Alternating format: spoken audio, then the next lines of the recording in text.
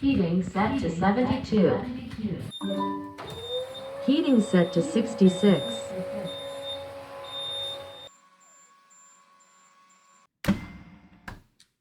Yeah, there's a table. I hadn't used it in a while. So what's up, everybody? We had kind of a shocking problem. So I wanted to cover in this video because I'd want to revisit some of the things with thermostats for central air or HVAC, whatever you may call it. At least in the US, that's going to be using 24 volts AC on the thermostat wires. Now, like mini splits and other things that's a little bit different, this is all for central heating and central air. Now, I had for years the Venstar, like the T7900, love this thermostat and still do. And yeah, you can see it actually had a little bit of a issue there and burnt some pieces off. So I bought a couple other thermostats to kind of see how things would integrate with Home Assistant. Now, I did look at some of the Z-Wave and Zigbee. Now, I know there's the Zigbee ones are like discontinued. I think like the Centralite Pearl, you get those for cheap. I saw Honeywell still has some in stock on Amazon, but they are going out of stock soon from what it looks like on the whole Z-Wave. You know, us Home Assistant users love to do things locally. And yeah, this is going to be more than just Home Assistant because we're going to be covering some stuff with different APIs, different Matter, HomeKit, etc. So it plays into other home automation systems as well. But we will have a section on Home Assistant on doing the local integrations with those, and you can find those down in the chapters. Now, since it did have that shocking problem, yeah, I had to replace my entire HVAC compressor outside, air handler and everything, and oof, that hurt. So if you want to smash the like, subscribe, or whatever it may be, we will appreciate it. We make a few pennies to, help out with the HVAC cost. So I kept hearing about the Ecobee or Ecobee, however you want to say that. I love the little thermostat. I picked one up. It is a beautiful little thermostat and looks great in the hallway. But there's a couple of issues I had with that one. And then, yeah, the Meross one, it's Matter. Does it matter? It's cheap. Has a couple of issues. As you can see, I don't like the look of it. I even have my camera light off. And you can see it's just doesn't light up that much. I mean, I guess you can turn it brighter, but I don't know. I just didn't appreciate the look of it. Now, one thing you may see what's all the wires on the desk here. A little pro tip if you want to play with thermostats, it's nothing really rocket science to it, is just get you a 24 volts AC power brick. A lot of them will be like for alarm systems and doorbells and stuff like that.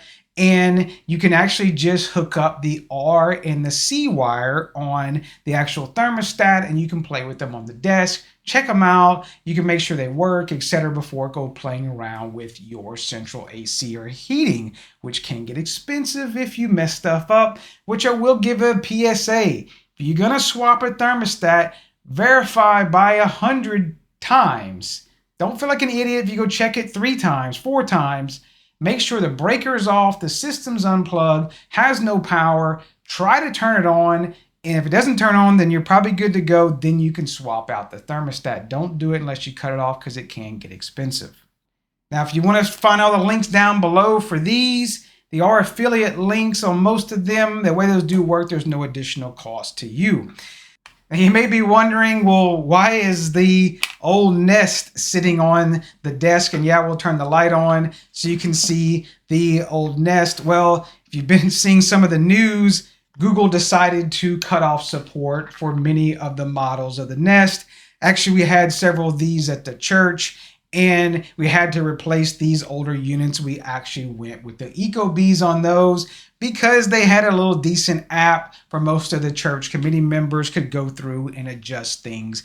We did leave some of the Nests that were like the 3rd generation still supported, but I'm sure those will be swapped out maybe next sale for Black Friday or something like that with Ecobee. So the Nest, I saw some firmware potentially coming, so stay tuned for that. Maybe we can de-nestify the Nest, so don't throw your Nest away if you have one and have swapped it out.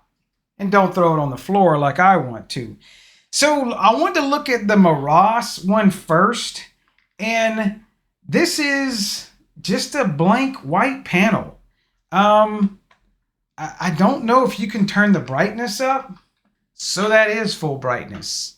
If I even turn the camera off, you can see there's not a whole lot to it. You can change the temperature up and down. I will say it's not very user friendly if you're going to be messing with it in the hallway a lot. Maybe it might be for you if you want a cheaper thermostat. You don't really care about the looks of it, and you don't mind pairing it with the cloud, even though it is Matter. I don't know if you can take it out of the cloud. I guess you could still use it, but then the app probably wouldn't work. Most of the preferences and everything is in the app via Matter. It's really a weird setup because Matter is supposed to be all local, but it makes you pair it with their account that makes you sign in with the app and everything. So definitely not something I like for being all local. It does have the being able to set like the dead bands, the differentials, all the little advanced settings. I did find that across all of the thermostats. Ecobee I found is a little bit better in that aspect. And I'll leave the light off on this one as well. That way you can see the screen's a lot easier to use. You can see you can slide up and down. This does have a motion sensor as well on this enhanced model. And then that can tell if you're home or away. The settings are pretty damn simple to go through everything here. And one thing I really liked was the geeky stuff under the advanced. Under the advanced installation settings, and then if you went to thresholds, I really like the being able to set basically the deadband for the heating differential temperature, and then you could set one for a cooling differential temperature. And you may be asking, well, what does all that mean? Well, if you set the cooling differential, which is the deadband, you set it too short, you're going to get your compressor to be short cycling. And it's not really good for your compressor. Now, some people don't like the comfort of it. Say like 2 degrees, that's a big swing of temperature, especially for heating, but maybe not too bad for cooling. But if you run your compressor longer for cooling, the more humidity it pulls out of the air. And from what all the experts say, the longer you run is more efficient on the compressor instead of a bunch of little short cycles, which does make sense to me. And being in Louisiana, I have high humidity to fight. And so I like to do like that 2-degree differential for those longer cooling cycles. But for heating, I want really short. It's just a gas heater. So fire up and do your thing. There's no difference whether it really runs long or runs short. So cool features there. You do have the home link or home kit, which is local. It comes into Home Assistant. And then, of course, you do get the cloud app usage, kind of the same deal. You can bring in multiple thermostats into that. Like you'd want to, I think they allow up to 16, because I think we put like 4 or 5 at the church and they were worried about blowing it out, but I think it's 16 that allows you to do on that. And there's all kind of other stuff that you can do in the Ecobee. You can do the EcoNet. You can do the home auto away. But of course, with Home Assistant users, you probably got other things you're going to do in automations and hit that locally. Now, Venstar, I don't have this one. This is my burnt one because the repair guy decided to smoke a lot of my stuff in my thermostat in the air conditioner.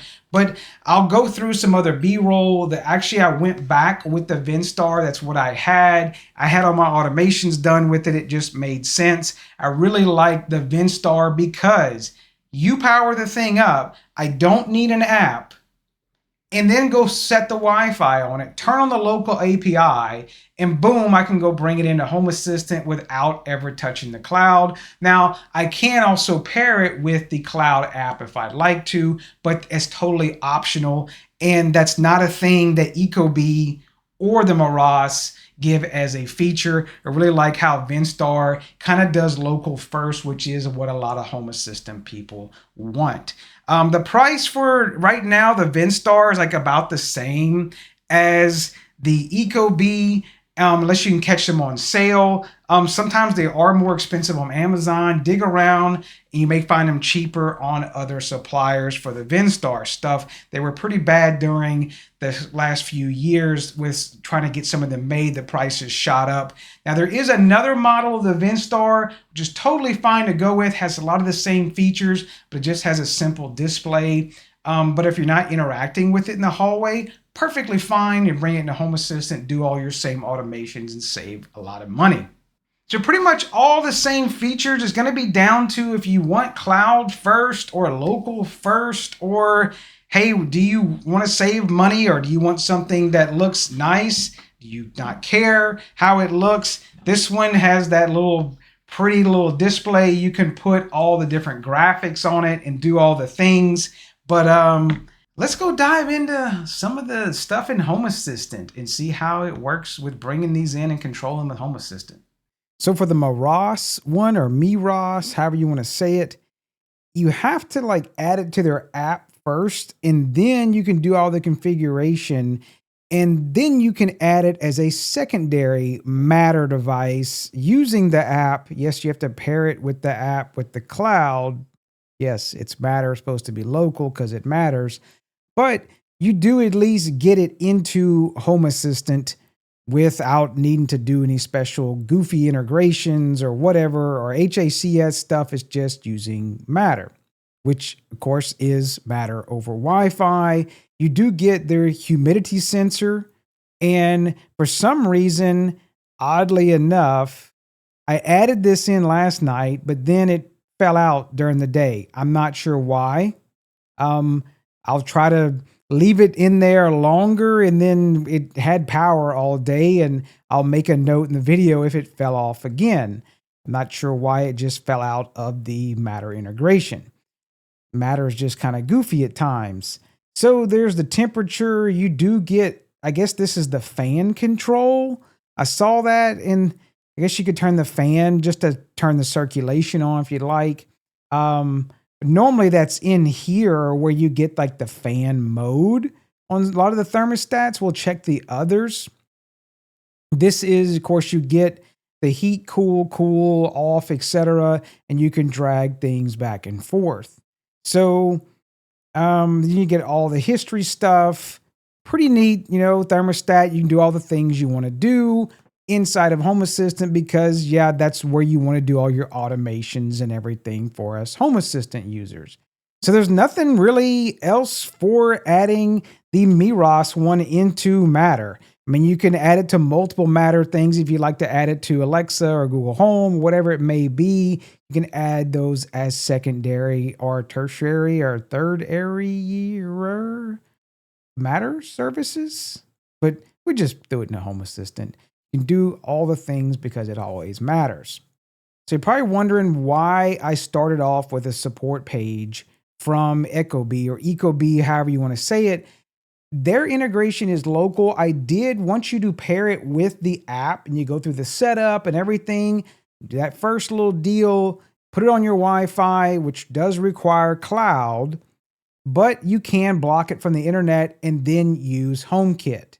No problem. HomeKit is local. No, it's not just an Apple thing. Don't confuse that. Don't run off Android users, which is, I'm one of those. I don't have any Apple products. I can use it just fine with Home Assistant because it allows HomeKit.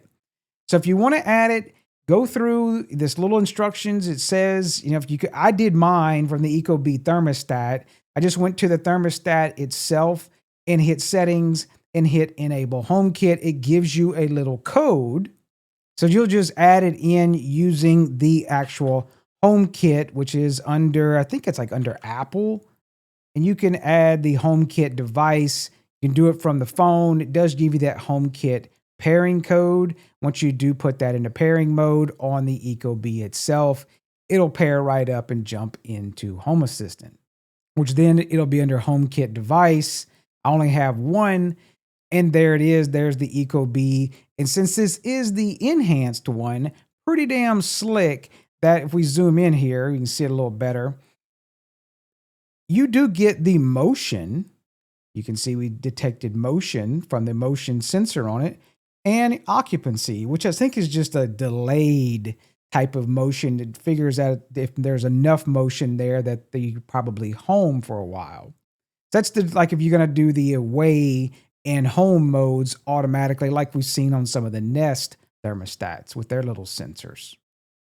But pretty cool that does get exposed. You could use it for something else, which is pretty cool. Like say turning on a light or something in the hallway. So you do get the current mode, home, sleep, away, and then you do get the actual thermostat itself. I had to zoom out there. This is what I was talking about in the other one. Typically the fan mode is here. You get the auto and on. I guess Meross put it separate. But then you get the same thing, the mode, and then you can adjust the thermostat back and forth as needed. Looks like this one has humidity targets, which is pretty cool. Definitely you don't see that on the other one. I don't really use that myself because in my area, we're just going off of the actual need the cooling to run all the time. And so we deal with the high humidity or low humidity based on how much cooling we're using. But maybe that's useful in your area. So same thing, you get all the little history. This one has not fallen off on the other one. So you get all the heating and cooling stuff. But I guess the big basis of there is you're wanting to just do the automations of like, hey, I came home and based off of your phone or alarm system like I do and set the heating and the cooling based on some other automations and make it a really smart home. And like I mentioned before, this HomeKit does still work if you block it from the internet. I've even rebooted the Ecobee, had no problem. It still was connecting up through HomeKit, but of course it wasn't connecting in the app because we blocked it from the internet. So that would lock you in of not being able to get firmware updates, but then possibly they wouldn't be able to one day brick your thermostat like Nest did, and you'd still be able to use it in Home Assistant. Now, last but not least, the Venstar. This is the one that I've been using for years. It has a built-in integration into Home Assistant, and you really just add it in, put the IP address, and call it a day. And you get all kinds of sensors depending on which Venstar you may have. It'll even show you like the firmware. Of course, I do have this zoomed in so it looks kind of goofy. But let's see if we can collapse. No, it doesn't do it. So kind of the same deal. This is my real thermostat here. You do get the current temperature, humidity. I don't want to start playing around with it and the missus get mad. I changed things. And I guess you can do preset, away, the fan mode, same deal. You can jump it up and down. Looked like this one does have the humidity percentage too. And that's probably pretty true. Is freaking 0% humidity with damn heat, especially with living with Miss Blur because she can't stand the cold. It's dry as hell. Same exact deal. You get all the history and everything. But the basis, we do all the automations based on our alarm system and cutting things in and out when we leave, and then, cut things back. And then when they come back to the house, it turns things back on. You get the fan, same thing, fan, auto, or on. Normally we leave it on auto unless you had some of Miss Blur's wonderful cooking and then needed to spread things out with the smoke. Now, the other sensors you do get, depending on the model, is like active stage, and you can see the run times. That's pretty damn slick. I really like this integration exposes all of that. Like I say, this is built in. You get 84 minutes, and you can see it ran for 84 minutes today. There's the return temperature based on all the different sensors you may have. There's this space temperature, the thermostat humidity, the thermostat temperature. Because I have multiple sensors on mine. I actually have a wired sensor down the hallway to get it away from the return a little bit to kind of average out the temperatures a little better. UV lamp, I'm not sure why it's showing. I don't think mine has that. So I don't have free cooling. I wish I did. Had free cooling in Louisiana. That's probably not a thing. It's very expensive. But you do get cooling stages, auxiliary stages, times. There are actually more sensors if you go and look at the Venstar2MQTT.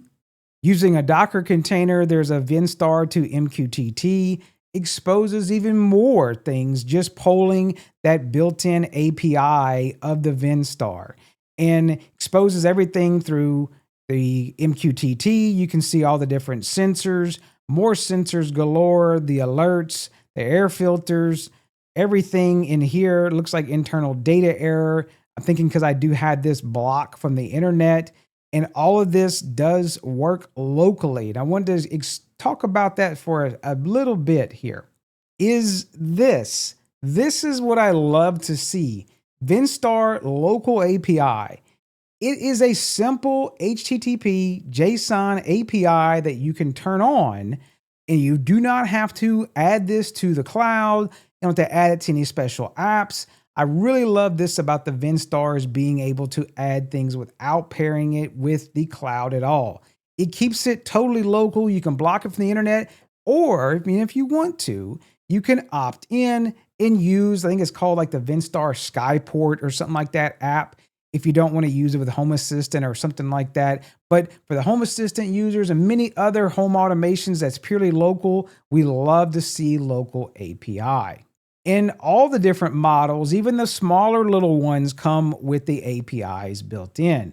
And then the cool part is the geeky part. If you want to build your own thing, they give you all of the different commands, all the gets, how to query things. Stuff comes back through JSON. You can see all that right there. You can build your own little integration if you didn't want to go through Home Assistant as well. Pretty damn slick. I love being able to connect to my thermostat locally without having to jump through a bunch of hoops through some simple little API like this.